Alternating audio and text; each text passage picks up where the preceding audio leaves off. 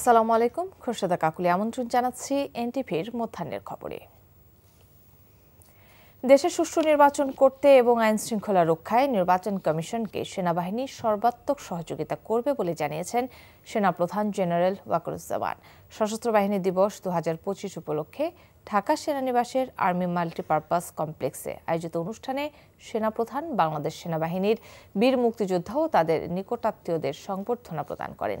বীরত্বপূর্ণ কাজ ও বাহিনীতে অসামান্য অবদানের জন্য 64 সেনা সদস্যকে পদক এবং 75 মুক্তিযোদ্ধা পরিবারকে সম্মাননা দেওয়া হয়। এ সময় সেনাবাহিনীর প্রধান বলেন, দেশে সুষ্ঠু নির্বাচন করতে এবং আইন শৃঙ্খলা রক্ষায় নির্বাচন কমিশনকে সেনাবাহিনী সর্বাত্মক সহযোগিতা করবে।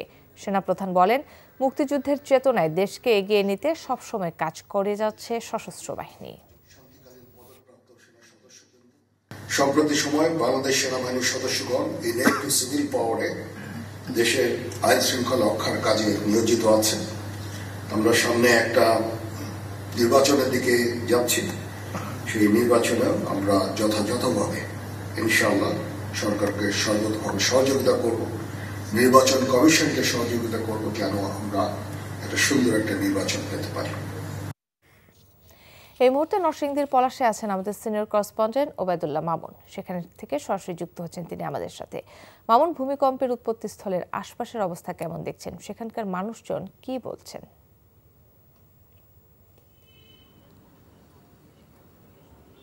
কাকলি, গত শুক্রবারের যে ভয়াবহ ভূমিকম্প হয়েছে সেই ভূকম্পনের পরে কিন্তু সারা দেশের মানুষের দৃষ্টি কিন্তু এখন নরসিংদীর দিকে। সবার আলোচনার কেন্দ্রবিন্দু কিন্তু এখন এই নরসিংদী জেলা, যেখানে মাধবদী এবং পলাশ রয়েছে উল্লেখযোগ্য। আমি কিন্তু পলাশে রয়েছি, যেখানে আমার ঠিক পেছনে জায়গাটি রয়েছে, এখানে কিন্তু এটি ফাটল ধরেছে এবং যেই জায়গাটিতে ফাটল ধরেছে সেই জায়গাটি একটা ঘর ছিল, টিনের দোতলা বিশিষ্ট ঘর, সেটি এখন সরানো হচ্ছে। এবং সামনের যে একটা স্কুলের মাঠ সেই মাঠটিতেও কিন্তু ফাটল ধরেছে। যদিও স্কুলের যে শিক্ষকরা রয়েছেন তারা বলছেন যে এখানে আসলে নতুন বালি ভরাট করা হয়েছে, সেজন্য আসলে ফাটল। কিন্তু বেসিক্যালি একটি ভূমিকম্পের কারণেই এই বিষয়টি এখানে ঘটেছে। এবং সামনে বরাবর যে একটি দোতলা টিনের ঘর রয়েছে, যেটা এখন সরানো হচ্ছে, এই পুরো ভবনটি কিন্তু হেলে পড়েছে এবং পুরো যে ভবনের যে মেজরিটি রয়েছে সেটি টোটালটাই হচ্ছে ফাটা।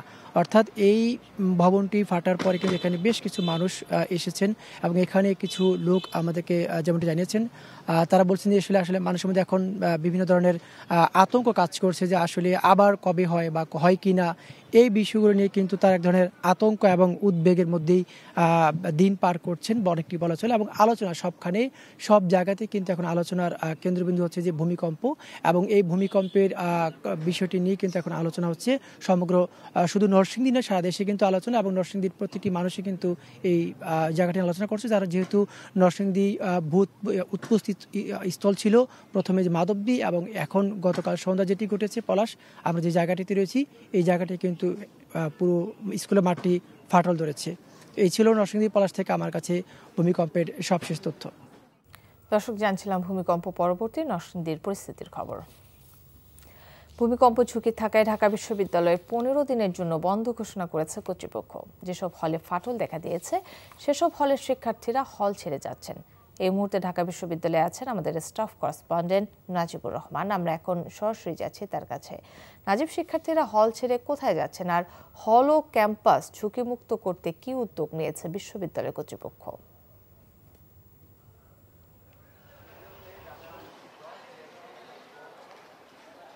কাকলি, গত 2 দিনের ভূমিকম্পের পর কিন্তু ঢাকা বিশ্ববিদ্যালয় কর্তৃপক্ষ 15 দিনের জন্য বিশ্ববিদ্যালয় বন্ধ ঘোষণা করে এবং আবাসিক হলে অবস্থানরত শিক্ষার্থীদের হল ছাড়ার একটি নির্দেশনা দেয়।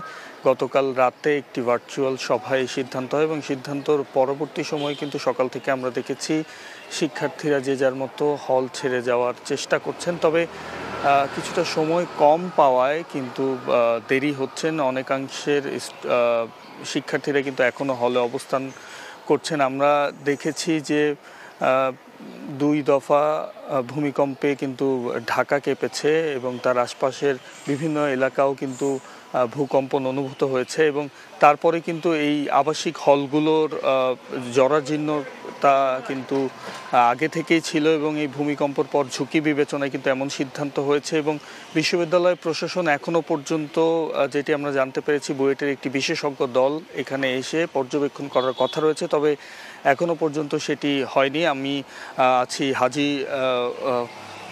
মোহাম্মদ মহসিন হলে এবং মহসিন হলেই কিন্তু বুয়েটের একটি বিশেষজ্ঞ দলের আসার কথা রয়েছে সকালে, তবে এখনো এসে পৌঁছায়নি। আসার পরে হয়তো তারা তাদের পর্যবেক্ষণের পর হয়তো তারা জানাতে পারবেন যে কি অবস্থায় আছে এই অবকাঠামোগুলো। তবে এমনিতে আমরা দেখতে পাই যে এই ভূমিকম্পের পরে কিন্তু বেশ কিছু হলে ফাটল দেখা দিয়েছে এবং জরাজীর্ণ এই ভবনগুলো কিন্তু অত্যন্ত ঝুঁকিপূর্ণ এবং এ কারণেই কিন্তু হল ছাড়ার নির্দেশনা দিয়েছে এবং শিক্ষার্থীরা সকাল থেকেই সেটি পর্যায়ক্রমে ছেড়ে যাচ্ছে। তো এই ছিল আমার কাছে সর্বশেষ। কাকলি, ঢাকা বিশ্ববিদ্যালয় থেকে ভূমিকম্প ঝুঁকি বিবেচনায় কর্তৃপক্ষের ব্যবস্থা নেওয়ার কথা জানাচ্ছিলেন নাজিবুর রহমান।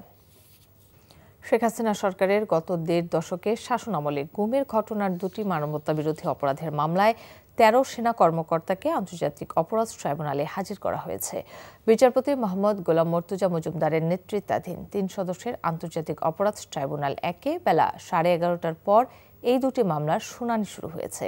সেনানিবাসে অবস্থিত অস্থায়ী সামরিক কারাগার থেকে সকাল 10টার দিকে ১৩ সেনা কর্মকর্তাকে ট্রাইব্যুনালে হাজির করা হয়। বিচারের মুখোমুখি হওয়া সেনা কর্মকর্তাদের মধ্যে ডিজিএফআই এর সাবেক পরিচালক মেজর জেনারেল শেখ মোহাম্মদ সরওয়ার হোসেন ছাড়াও ব্রিগেডিয়ার জেনারেল পদমর্যাদার ৬ জন সেনা কর্মকর্তাকে ট্রাইব্যুনালে হাজির করা হয়েছে। কর্নেল পদমর্যাদার ৪ জন এবং লেফটেন্যান্ট কর্নেল রয়েছেন 2 জন।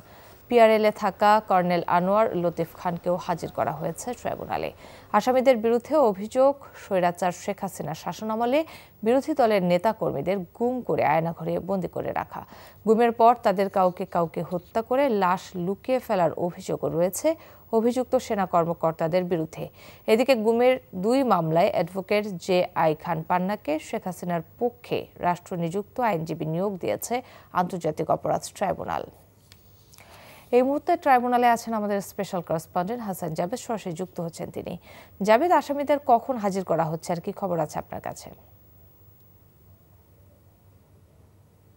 দুটি গুমের মামলা কিন্তু শেখ হাসিনা এবং 13 জন সেনা কর্মকর্তা সহ 30 জন আসামি এবং দুটি মামলায় অভিযোগ গঠনের শুনানির জন্য আগামী 3 ডিসেম্বর এবং 7 ডিসেম্বর দিন ধার্য করেছে ট্রাইব্যুনাল 1 এবং 3 ডিসেম্বরে হবে যে 10 জন সেনা কর্মকর্তা আজকে হাজির করা হয়েছে, আর একটি মামলায় হচ্ছে 3 জন সেনা কর্মকর্তা এবং তাদের পক্ষে রাষ্ট্রনিযুক্ত, তাদের পক্ষে বলতে এখানে যে আসামি অনুপস্থিত আছেন, পলাতক আছেন সাবেক প্রধানমন্ত্রী শেখ হাসিনা, তার পক্ষে কিন্তু আইনজীবী নিয়োগ দিয়েছেন ট্রাইব্যুনালের চেয়ারম্যান সিনিয়র আইনজীবী অ্যাডভোকেট জে.আই. খান পান্নাকে, কারণ তিনি আজকে ট্রাইব্যুনালে হাজির হয়ে শেখ হাসিনার পক্ষে মামলা লড়তে তার আগ্রহের কথা জানান। তারপরে তাকে কিন্তু নিয়োগ দেওয়া হয়, তিনি রাষ্ট্রনিযুক্ত শেখ হাসিনার পক্ষে আইনজীবী হিসেবে গুমের 2 মামলায় তিনি মামলা পরিচালনা করবেন। এছাড়া এই মামলায় আসামিদের পক্ষে এই সেনা কর্মকর্তার পক্ষে একটি আবেদন করা হয়েছে যেন তাদেরকে ট্রাইব্যুনালে না এনে আপনার অনলাইনে ভার্চুয়ালি যেন তাদের হাজিরাটা নেওয়া হয়। তখন ট্রাইব্যুনালের চেয়ারম্যান বলেছেন যে আইন সবার জন্য সমান। সাবেক প্রধান বিচারপতি খায়রুল হক নাম মেনশন করেননি, যে সাবেক প্রধান বিচারপতি সহ এবং সাবেক মন্ত্রীরা এবং পুলিশ কর্মকর্তারাও কিন্তু বিভিন্ন মামলায় বিভিন্ন আদালতে হাজিরা দিচ্ছেন ট্রাইব্যুনাল সহ, তাহলে তাদের বেলায় কেন ভিন্ন হবে? আইন সবার জন্য সমান। তারপরে যদি আপনারা এই আবেদনের উপর শুনানি করতে চান, শুনানি হতে পারে, পরবর্তী শুনানির জন্য এটা রেখেছেন। তবে যেটা বোঝা যাচ্ছে যে ওনার কথা শুনে যে সেনা কর্মকর্তাদেরও আসলে এখানে এসে হাজিরা দিয়েই কিন্তু বা বিশেষ যে আদালতে রাখা, বিশেষ যে কারাগারে রাখা হয়েছে সেনানিবাসে, সেখান থেকে কিন্তু তাদেরকে আসলে মনে হচ্ছে যে এসেই কিন্তু এই মামলা তাদেরকে ফেস করতে হবে এবং সেটাই হয়তো আদেশ দিতে পারেন। তাই যাই হোক, শুনানির পরে সেটা বোঝা যাবে। এছাড়া আজকে আরও অনেক মামলা আছে, আর আজকে কিন্তু আসামিদের সকাল 10টার পরপরই বিভিন্ন সেনাবাহিনী, র্যাব, বিজিবি তাদের কর্ডন করে নিরাপত্তা দিয়ে শীতাতপ নিয়ন্ত্রিত যে সবুজ একটি প্রিজন ভ্যান সেটা দিয়ে আনা হয়। এর আগেও কিন্তু তাদেরকে আনা হয়েছিল এবং আজকেও তাদেরকে দেখেছি যে তাদেরকে এখানে আনা হয় এবং গারদে রাখা হয়। পরে 11:30টার দিকে কিন্তু বিচারপতিরা এজলাসে বসেন এবং এই দুটি মামলার শুনানি করেন এবং অভিযোগ গঠনের শুনানির জন্য আগামী 3 এবং 7 ডিসেম্বর দিন ধার্য করেছে। তো এই হচ্ছে সর্বশেষ এখন পর্যন্ত। কাকুলি, দর্শক জানছিলাম ট্রাইব্যুনালের আজকের কার্যক্রমের খবর। ডেঙ্গু আক্রান্ত হয়ে রাজধানীর একটি হাসপাতালে চিকিৎসাধীন অবস্থায় মারা গেছেন কুমিল্লার একজন চিকিৎসক। স্বজনরা জানান, বেশ কিছুদিন ধরে গাইনি বিশেষজ্ঞ ডাক্তার ফাহমিদা আজিম কাকুলি ডেঙ্গু জ্বরে ভুগছিলেন। এ সময় তার কিডনি ও লিভার ক্ষতিগ্রস্ত হয়। অবস্থার অবনতি হলে শনিবার তাকে ঢাকায় নেওয়া হয়। সারা রাত আইসিইউতে থাকার পর আজ ভোরে তার মৃত্যু হয়। ডক্টর ফাহমিদা আজিম কাকুলি কুমিল্লা ময়নামতি মেডিকেল কলেজ ও হাসপাতালের গাইনি ও প্রসূতিবিদ্যা বিভাগের সহকারী অধ্যাপক এবং নগর মাতৃসদন কুমিল্লার কনসালটেন্ট হিসেবে দায়িত্ব পালন করছিলেন। ভেনেজুয়েলার আকাশপথে নিরাপত্তা ঝুঁকি নিয়ে যুক্তরাষ্ট্রের হুঁশিয়ারির পরপরই বেশ কয়েকটি আন্তর্জাতিক এয়ারলাইন্স ভেনেজুয়েলা থেকে তাদের ফ্লাইট বাতিল করেছে। একই সময়ে ভেনেজুয়েলাকে ঘিরে নতুন ধরনের অভিযান শুরুর প্রস্তুতির ইঙ্গিত দিয়েছে যুক্তরাষ্ট্র। ভেনেজুয়েলার এয়ারলাইন্স অ্যাসোসিয়েশন জানায়, স্পেনের ইভেরিয়া, পর্তুগালের টিএপি, চিলির লাতাম, ব্রাজিলের গোল এবং ত্রিনিদাদ ও টোবাগোর ক্যারিবিয়ান এয়ারলাইন্স ফ্লাইট স্থগিত করেছে। শুক্রবার যুক্তরাষ্ট্রের ফেডারেল এভিয়েশন অ্যাডমিনিস্ট্রেশন সতর্ক করে জানায়, ভেনেজুয়েলার পরিস্থিতি অবনতি হওয়ায় এবং সামরিক কার্যক্রম বেড়ে যাওয়ার কারণে আকাশসীমায় বেসামরিক বিমানগুলোকে সতর্কতার সঙ্গে চলাচল করতে হবে। এই পরিস্থিতি যে কোনো উচ্চতায় বিমান চলাচলের জন্য ঝুঁকিপূর্ণ হতে পারে। ক্রিকেটের আরও খবর, এশিয়া কাপ রাইজিং স্টার্স টি-20 ফাইনালে পাকিস্তান শাইন্সের মুখোমুখি হবে বাংলাদেশ এ দল। কাতারের দোহায় বাংলাদেশ সময় রাত 8:30 শুরু হবে খেলা। ওয়েস্টার্ন পার্ক আন্তর্জাতিক ক্রিকেট স্টেডিয়ামে বাংলাদেশের সমর্থকরা তাকিয়ে থাকবে হাবিবুর রহমান সোহানের দিকে।